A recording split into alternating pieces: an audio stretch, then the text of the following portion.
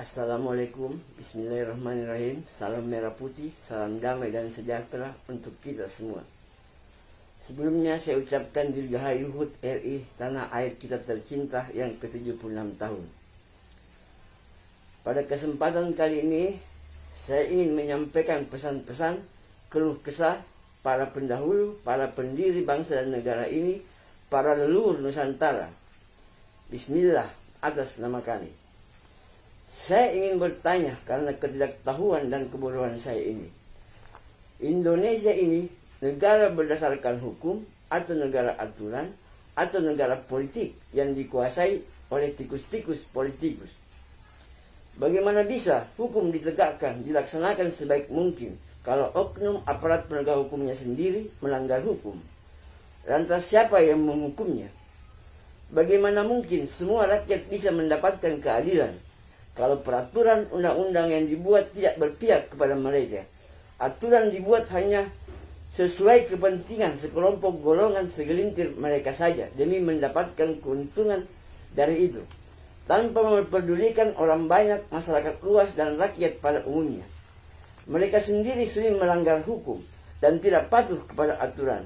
Apakah mereka mendapatkan hukuman dan sanksi oleh karena itu? Oh, tentunya tidak. Karena di negeri ini, jangankan sanksi, hukum pun hanya berlaku kepada rakyat yang lemah dan tidak mengerti hukum. Hukuman dapat direkayasa, bahkan banyak dari penegak hukum itu sendiri bisa dibeli dengan uang agar terhindar dari jeratan hukum. Ya, kita tunggu sajalah kehancuran negeri ini kalau banyak pejabat pemerintahnya sudah tidak bermoral, yang memikirkan diri sendiri, kelompok ataupun golongannya saja, sudah melanggar Pancasila, tidak patuh kepada Undang-Undang Dasar 45, dan telah menyimpang dari garis-garis besar haluan negara. Negeri ini negeri para pemabuk yang dihuni orang-orang gila. Mabuk harta, mabuk jabatan, mabuk tahta dan wanita bagi kaum pria, begitupun sebaliknya. Gila harta, gila jabatan, gila tahta, dan gila wanita bagi kaum pria, begitupun sebaliknya. Apakah Indonesia ini mesti dipimpin oleh orang gila dan pemabuk pula untuk menyadarkan mereka dari kegilaan dan mabuknya? Wahai para pejabat pemerintah negeri ini, kalian adalah pelayan bagi rakyat, bangsa, dan negara ini. Dan rakyat pohon cilik bukan budak kalian, yang barangkali kalian tidak tahu itu. Janganlah memperbudak kami, rakyat kecil ini. Di negeri ini, keserakahan di mana-mana. Kesewenang-wenangan merajalela, ketidakadilan telah menindas keadilan, kesalahan sudah menutupi kebenaran, dan keburukan telah menghilangkan kebaikan. Agama, surga, dan neraka dijadikan produk jualan, mengatasnamakan firman Tuhan, sunnah, dan hadis Rasul, menjual ayat-ayat Tuhan.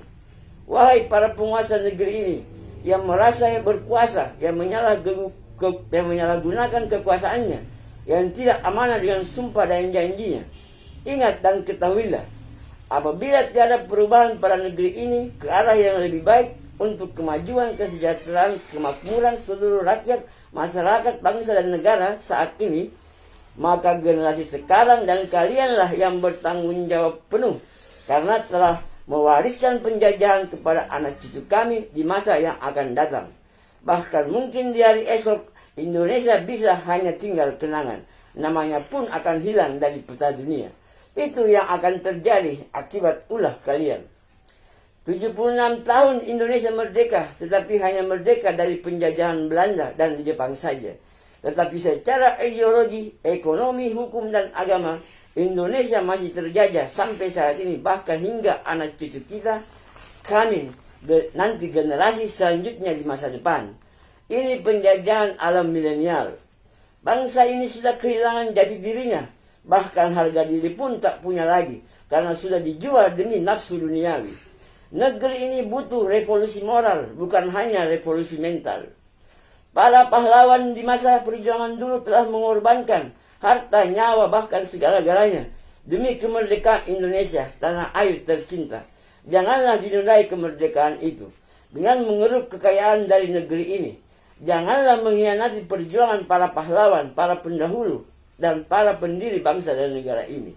membodoh-bodohi rakyat dengan berbagai macam aturan dan kebijakan-kebijakan yang sangat tidak bijaksana menurut kami, yang kami terpaksa mematuhinya, mentaatinya karena ketidakberdayaan kami sebagai rakyat cilik tanpa kuasa sedikit pun. Tidak akan ada pejabat presiden sekalipun tanpa ada rakyat yang memilihnya. Namun tanpa presiden, rakyat pun tetap ada, yang seharusnya kedaulatan kekuasaan penuh di tangan rakyat. Rakyat cilik justru menjadi budak di negeri sendiri. Di era sekarang ini, kekuasaan di tangan orang-orang berduit saja. Dari pengusaha beralih profesi menjadi pejabat, berubah menjadi penguasa. Gara-gara nilai setitik rusak susu sebelana. Bangsa yang besar adalah bangsa yang menghargai jasa para pahlawan. Kata Bung Karno, perjuanganku ini mudah karena mengusir penjajah. Tetapi perjuanganmu akan lebih sulit karena melawan bangsamu sendiri. Musuh terbesar terberatmu adalah bangsamu sendiri.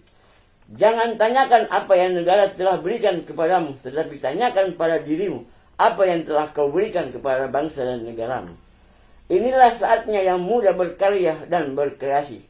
Yuk cilik yang cinta tanah air Republik Indonesia ini, jagalah negeri ini agar tanah dan sumber daya alam di negeri ini tidak habis diambil negara asing, negara luar maupun negara lain. Bersatu kita teguh, bersama kita tangguh. Berpisah kita hilang. NKRI harga mati. Ada apa dengan negeri ini? Kaya akan sumber daya alam. Hasil laut melimpah, pertambangan tidak ada habis-habisnya. Tapi kok negara ini belum juga makmur? Rakyat masih banyak yang hidup dalam kemiskinan. Mungkin itu karena penghuninya yang bobrok kali ya. Sekian dan terima kasih. Nanti disambung kembali. Tidak lupa saya ingin memperlihatkan tanda bukti cendera mata dari Bung Karno, para leluhur, dan para pendiri bangsa dan negara ini. Ini uang 100 rupiah tahun 64. Bertuliskan Swiss Limited, bergambarkan Bung Karno. Di baliknya, maaf saya tutup dulu nomor serinya. Ini anak gembala Bung Karno, si anak gembala. Ini dari beliau langsung.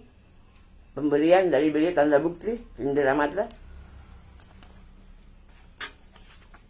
Ini 1000 Soekarno, tahun 60. Bergambarkan Soekarno di baliknya. Maaf, nomor serinya saya tutup dulu. Ini 10 perempuan penaris Serimpi. Ini dari Pak Harto. Ini merah putih dari pejuang 45. Ini dari darah yang membatu. Ini dari Bung Karno, melambangkan 17/08/45 hari kemerdekaan Indonesia. Ini semar biru, simbol kemakmuran. Ini simbol semarnya.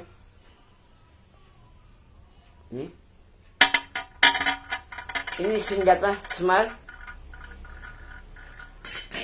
Ini Trisula Weda, Satrio Piningit.